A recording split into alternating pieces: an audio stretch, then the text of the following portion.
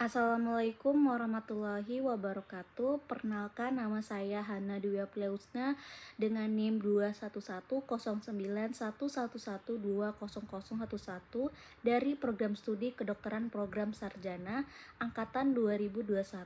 Di sini saya akan mempresentasikan terkait anatomi permukaan.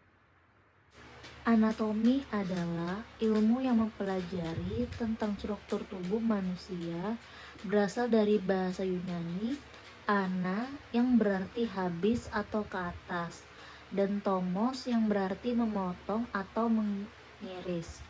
Jadi maksudnya itu anatomi itu adalah ilmu yang mempelajari struktur tubuh manusia dengan cara menguraikan tubuh manusia menjadi bagian-bagian yang lebih kecil sampai ke bagian yang paling kecil dengan cara memotong atau mengiris tubuh manusia, kemudian diangkat, dipelajari, dan diperiksa dengan menggunakan mikroskop.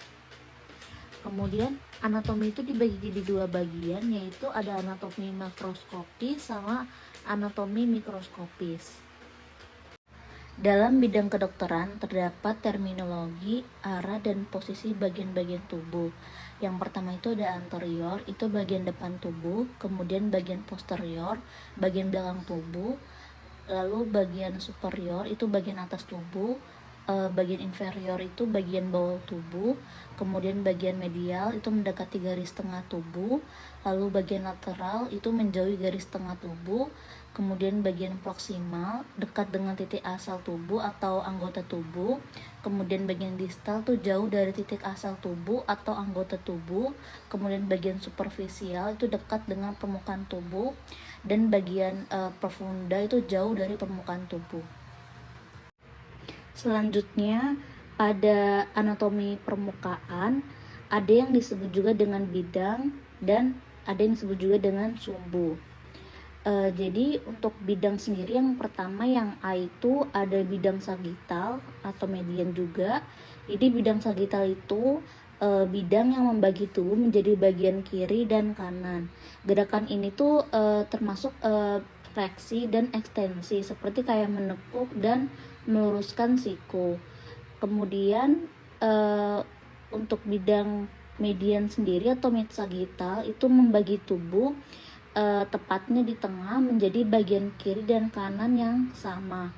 Kemudian kalau misalnya bidang parasagital itu membagi tubuh menjadi bagian kiri dan kanan yang tidak sama. Lalu yang B itu adalah bidang horizontal atau transversal. Jadi bidang horizontal transversal itu adalah bidang yang membagi tubuh menjadi bagian atas atau superior dan bagian bawah atau inferior. Jadi gerakan ini tuh termasuk kayak rotasi seperti memutar tubuh atau kepala. Lalu yang C itu adalah bidang frontal atau koronal. Jadi bidangnya itu membagi tubuh menjadi bagian depan atau anterior dan belakang atau posterior. Nah, gerakan ini termasuk abduksi dan adduksi seperti mengangkat lengan ke samping. Selanjutnya untuk sumbu anatomi itu ada 3. Yang pertama itu ada sumbu sagital, itu pada nomor kelima di gambar. Jadi sumbu sagital itu adalah sumbu yang berjalan dari depan ke belakang. Kemudian yang ke nomor 6 pada gambar itu ada sumbu transversal. Jadi sumbu transversal itu atau sumbu horizontal itu adalah sumbu yang berjalan dari sisi ke sisi. Selanjutnya yang ke nomor 7 pada gambar itu ada sumbu longitudinal, itu adalah sumbu yang berjalan dari atas ke bawah atau sumbu vertikal. Selanjutnya pada gambar ini permukaan anatomi laki-laki dan perempuan yang dilihat dari ventral. Kalau yang gambar ini itu permukaan anatomi laki-laki dan perempuan yang dilihat dari arah dorsal. Adapun untuk posisi anatomi itu ditetapkan sebagai berikut. Jadi posisi badannya itu harus berdiri tegak, kemudian arah pandangan mukanya itu harus lurus ke depan, posisi telapak tangan menghadap ke depan, lalu arah ibu jari tangan menjauhi garis tengah tubuh, kemudian untuk kedua kakinya itu lurus ke depan dan sejajar.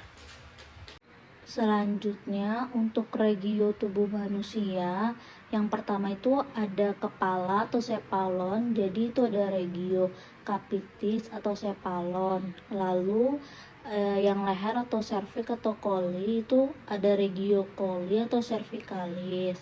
Kemudian untuk dada atau toraks itu regio toraks. Lalu perut atau abdomen itu regionya abdomen. Pinggang atau lumbar itu regio lumbalis. Panggul atau pelvis itu regionya regio pelvis. Bokong atau glutea itu regio gluteal. Kemudian untuk lengan atas atau brachium itu regio brachium. Lalu untuk lengan bawah atau anterobrachium itu regio antebrachium. Kemudian ada siku depan atau cubiti itu regio cubiti. Untuk siku belakang tuh atau lekranon tuh regio lekranon. Kemudian untuk tangan atau manus tuh regio manus. Kalau telapak tangan itu regio palmar. Kalau punggung tangan dorsum manus. Tungkai atas tuh regio femoris. Tungkai bawah regio cruris. Untuk lutut belakang tuh regio poplitea. Untuk lutut depan tuh regio patellaris. Untuk tumit itu regionya calcaneus. Kemudian untuk kalau kaki itu ada regio pedis. Selanjutnya ini ada garis imajiner regio toraks. Ini dilihat dari arah ventral. Jadi pada gambar pertama itu ada linea axillaris anterior. Kalau misalnya yang kedua itu ada linea medioclavicularis. Ketiga itu ada linea parasternalis. Kemudian yang keempat itu adalah linea sternalis. Selanjutnya yang kelima itu ada linea mediana anterior. Selanjutnya untuk garis-garis imajiner regio toraks itu untuk dilihat dari arah dorsal. Yang pertama pada gambar 1 itu adalah linea axillaris posterior. Lalu pada gambar yang kedua itu adalah linea scapularis. Kalau pada gambar ketiga itu adalah linea paravertebralis. Kemudian yang gambar keempat itu adalah linea mediana posterior.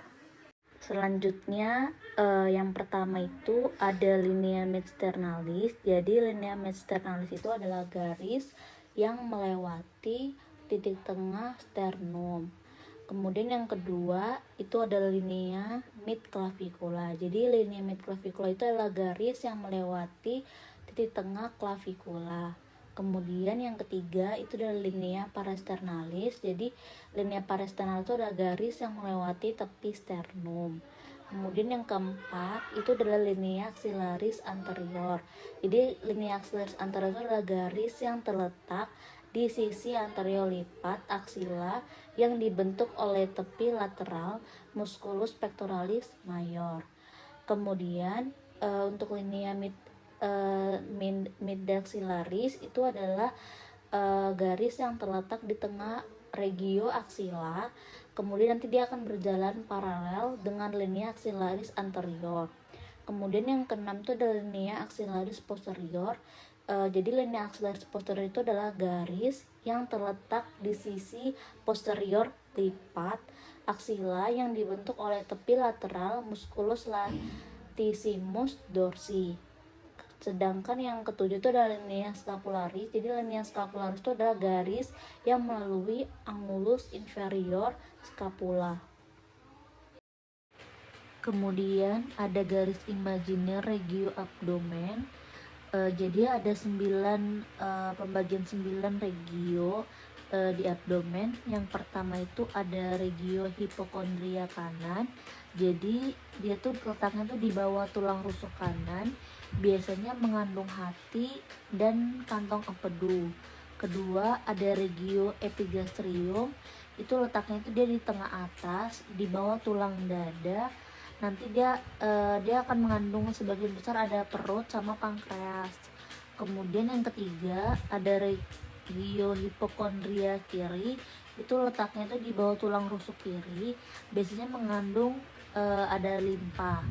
Kemudian yang keempat ada regio lumbar kanan. Jadi dia tuh letaknya tuh di bagian tengah kanan. itu isinya mengandungnya itu ada usus besar dan ginjal kanan. Kemudian yang kelima ada regio umbilicalis, jadi dia tuh di sekitar pusar dan mengandung usus kecil. Lalu yang keenam ada regio lumbar kiri, itu di bagian tengah kiri, yang mengandung sebagian dari usus besar dan ginjal kiri. Lalu yang ketujuh ada regio iliaca kanan, jadi dia letaknya itu di bagian bawah kanan. Nanti dia akan mengandung appendix dan cecum. Kemudian yang kedelapan ada regio hypogastrium, jadi dia tuh letaknya ada di tengah bawah, di bawah pusar. Nanti dia akan mengandung ada kandung kemih, kemudian ada sebagian dari usus besar.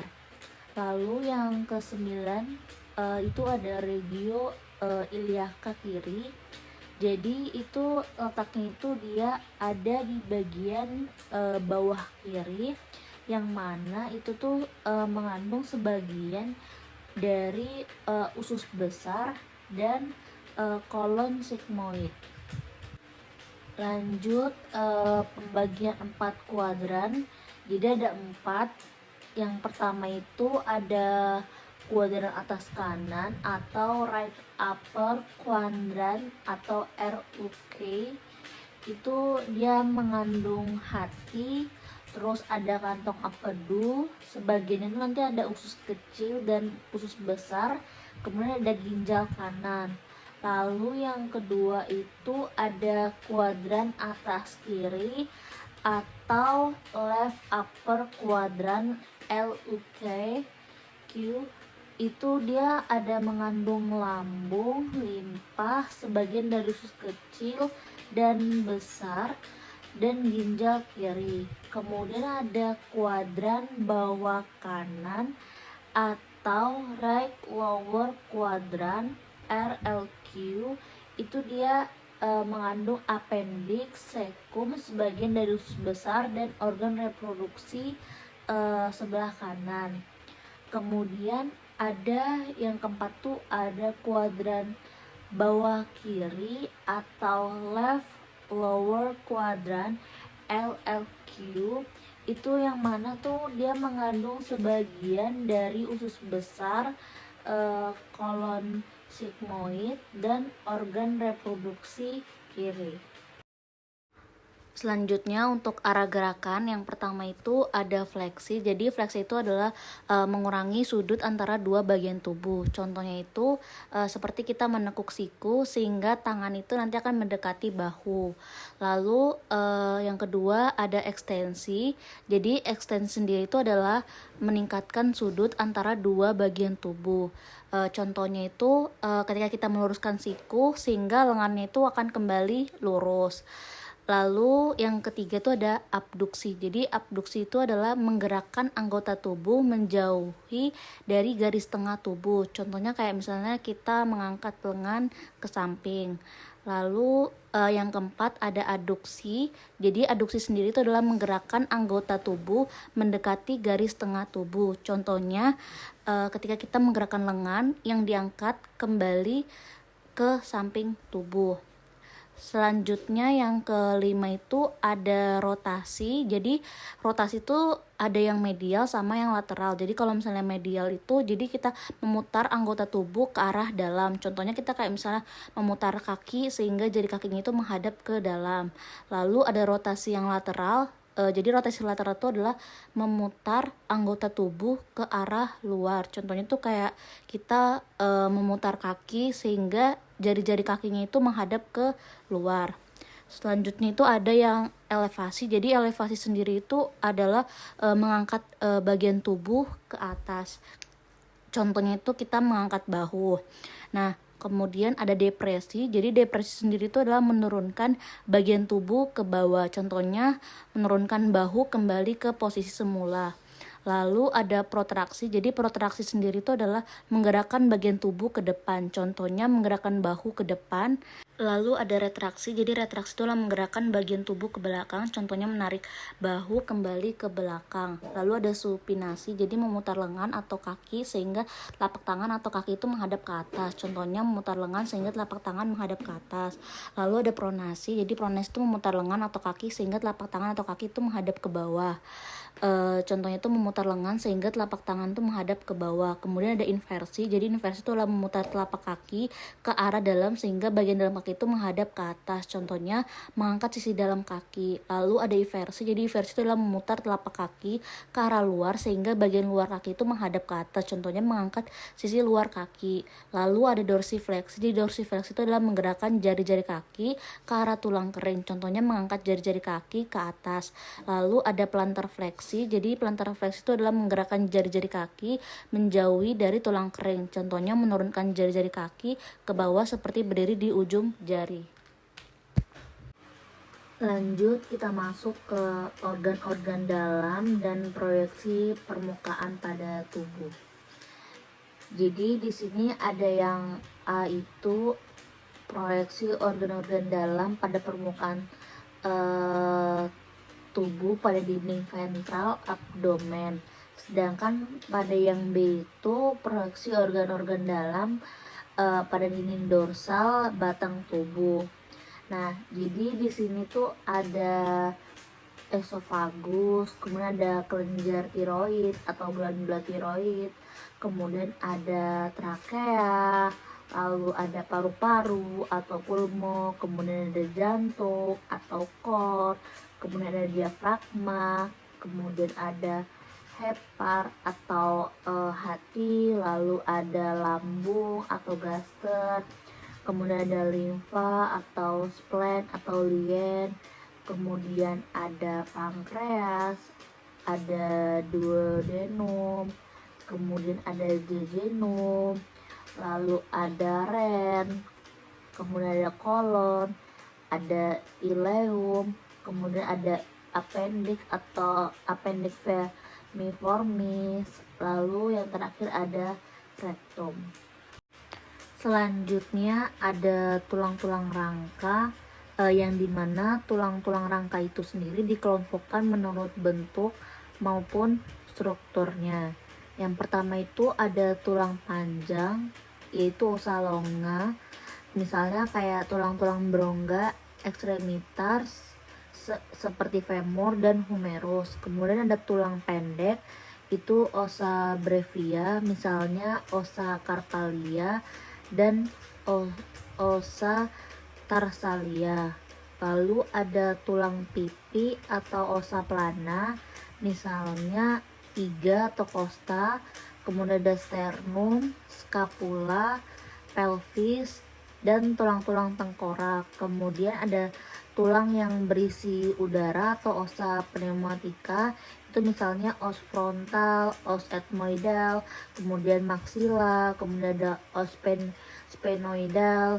Nah, kemudian ada tulang yang tidak beraturan, itu ada ossa irregularia, itu tidak dapat digolongkan ke dalam tulang jenis lain, misalnya kayak vertebra, mandibula, itu jadi nggak bisa digolongkan ke dalam tulang kemudian jenis lain. Kemudian ada tulang sesamoid, itu ossa sesamoidea, jadi dia tulang-tulangnya itu nanti nempel ke tendonnya, misalnya itu ada patella, kemudian ada os piriformis.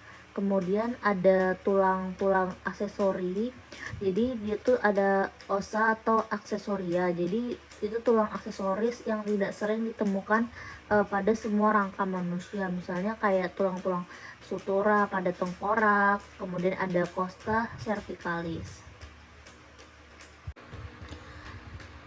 Baik, selanjutnya ini ada jenis-jenis otot. Jadi di sini dia berdasarkan bentuknya. Otot rangka itu dapat dibagi menjadi beberapa. Yang pertama yang A ini, jadi di sini adalah musculus fusiformis, jadi dia memiliki satu kepala, serabut-serabutnya itu ototnya itu sejajar. Kemudian yang B ini adalah musculus bicep, jadi dia memiliki dua kepala, ini dia memiliki serabut-serabut otot itu sejajar juga. Lalu yang C ini yang C ini dia nih musculus bifenter. Jadi dia memiliki terdapat nih ada 2 perutnya, lalu dia terdapat serabut otot itu sejajar juga. Kemudian yang D ini dia nih musculus planus, dia memiliki banyak kepala, ini banyak kepalanya dan memiliki ototnya tuh pipi. Nah, kemudian yang E ini adalah musculus intersectus, jadi dia memiliki otot perutnya ini banyak dengan perpotongan-potongan tendo. Lalu yang F ini dia musculus semipenatus, jadi dia memiliki ada otot unipenatusnya. Lalu yang terakhir nih yang G ini tuh musculus bipenatus, dia ototnya itu bipenatus. Selanjutnya ini yang dilihat dari sistem kardiovaskular atau pembuluh darah.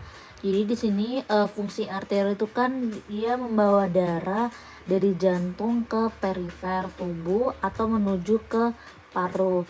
Jadi di sini yang bisa kita lihat itu di sini ada denyut nadi temporalis, denyut nadi facialis, kemudian ada denyut nadi karotis, lalu ada denyut nadi brachialis, denyut nadi kubiti, kemudian ada denyut nadi radialis, denyut nadi ulnaris, lalu ada denyut nadi femoralis, kemudian ada denyut nadi polipeptia, kemudian ada denyut nadi tibialis posterior, lalu yang terakhirnya ada denyut nadi dorsalis pedis. Selanjutnya juga bisa dilihat sendiri sini untuk arteri-arterinya. Selanjutnya di sini yang bisa kita lihat dari pembuluh darah dan saraf ini ada vena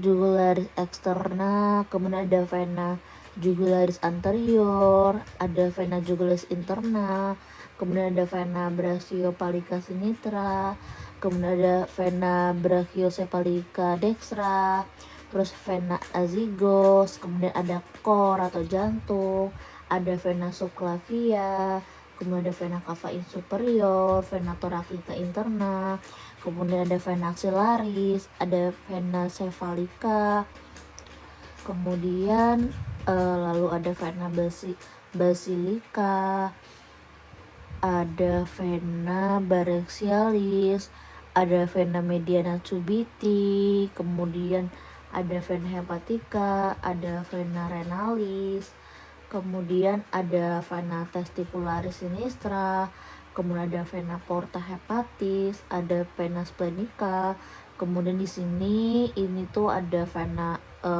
mesenterica inferior. Nah, di sebelah sini itu ada vena mesenterica superior. Kemudian yang di sini tuh yang warna biru ini adalah vena cava inferior. Kemudian yang di sini ini adalah vena testicularis dextra. Kemudian kalau yang di sini itu ada vena iliaca communis. Kemudian kalau yang di sini ada vena iliaca interna. Kemudian kalau yang di sini ada vena iliaca externa. Kemudian ini ada vena femoralis. Lalu ini ada vena specna magna yang di sini. Ini kemudian di sini yang dekat ini tuh ada yang dekat paha itu ada vena femoralis. Kemudian kalau yang dekat sini juga paha ada vena profunda femoris. Ini yang dekat hampir mau dekat lutut ini ada vena popliteal. Lalu ada vena yang di lutut ini ada vena sapena parva. Kemudian ada vena tibialis anterior. Kemudian ada vena tibialis posterior. Jadi di sini nanti vena itu akan menghantarkan darah dari perifer tubuh kembali nanti akan ke jantung. Jadi pembuluh darah itu nanti akan mudah mengembang dan berfungsi sebagai reservoir. Nah, vena-vena dari sirkulasi sistemik ini nanti akan membawa darah yang kurang dari oksigen itu. Vena sirkulasi paru nanti akan membawa darah yang tinggi oksigen. Dan nanti kebanyakan vena itu nanti itu adalah vena yang penyerta atau konkomitan. yakni jadi vena tersebut nanti akan berjalan berdampingan dengan arteri sesamanya. Dibanding dengan arteri, nanti perjalanan vena itu nanti akan bervariasi dan tekanan darah dalam vena itu nanti akan jauh lebih rendah. Nah, kemudian nanti venanya itu vena, kapiler, dan venula itu nanti bagian dari sistem bertekanan rendah pada sirkulasi darah. Nah, sebagian besar vena itu nanti akan mengangkut darah untuk melawan gaya gravitasi. Nah, oleh sebab itu vena-venanya itu nanti besar di ekstremitas dan daerah lehernya itu nanti bawah mempunyai ada katup, yaitu katup vena. Nanti dia untuk mendukung aliran darah vena kembali ke jantung. Nah, selain katup itu nanti otot dan denyut arterinya itu hanya ada katup vena juga yang mempengaruhi aliran darah vena.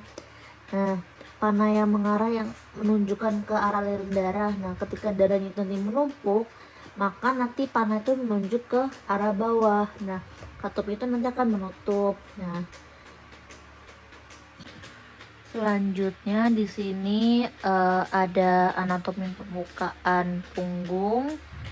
Jadi di sini ada musculus trapezius, ada musculus deltoideus, kemudian ada musculus trapezius, ada musculus yang ini tuh ada musculus teres mayor. Yang sebelah sini ini musculus latissimus dorsi. Kemudian kalau sebelah sini itu dekat pinggang itu ada crista iliaca. Kemudian kalau yang di sini yang daerah bokong tuh adalah musculus gluteus maximus. Kemudian ada di sini ini ada musculus erector spinae. Lanjut kita ke regio pada daerah punggung itu ada regio cervicalis posterior di sini, kemudian ada regio scapularis, ada regio deltoidea, kemudian ada regio vertebralis, lalu ada regio infrascapularis, kemudian ada regio lumbalis, lalu di sini ada regio sacralis, lalu ada regio glutealis. Nah, kemudian di sini tuh ada juga garis-garis orientasi yang paling penting di punggung itu ada linea mediana posterior yang ini, kemudian ada linea yang di sini ada linea para vertebralis, lalu yang sebelah sini ke sini tuh itu adalah linea scapularis, kalau yang sini tuh adalah linea axillaris posterior. Lanjut di sini kita lihat permukaan dari dinding toraks dan abdomen. Jadi di sini kan ini kan dinding toraks, dinding dada dan maupun abdomen itu dari seorang wanita. Jadi yang bisa kita lihat itu yang pertama di sini tuh kayak ada kayak misalnya tuh dia tuh kayak ada kayak bolong kayak gitu. Itu namanya tuh adalah incisural jungularis. Lalu yang di sini tuh ya ada clavicula, ada corpus. Kemudian di bagian sini itu adalah angulus sterni. Lalu yang di sini adalah articulatio sternoclavicularis. Kemudian yang di sini ada angulus infrasternalis. Lalu yang di sini itu ada arcus costalis, dan di pusar ini ada annulus umbilicalis. Kemudian yang di sini itu ada spina iliaca anterior superior. Nah, karena yang tadi itu kan dia permukaan dinding dada maupun abdomen dari wanita, sedangkan yang di bawah ini adalah permukaan dinding dada maupun abdomen dari seorang pria. Yang bisa kita lihat tuh dari yang pertama itu ada musculus deltoideus, kemudian ada musculus pectoralis mayor, Yang dekat sini ini adalah musculus serratus anterior. Kemudian yang dekat sini, dekat pinggang ini ada musculus obliquus externus abdominis. Kemudian dekat sini itu ada spina iliaca anterior superior. Kemudian untuk lineanya di sini itu namanya linea alba.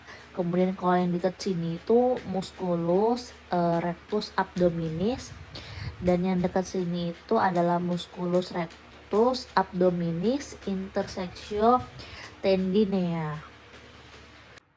Mungkin itu saja yang bisa saya sampaikan, kurang lebihnya mohon maaf. Wassalamualaikum warahmatullahi wabarakatuh.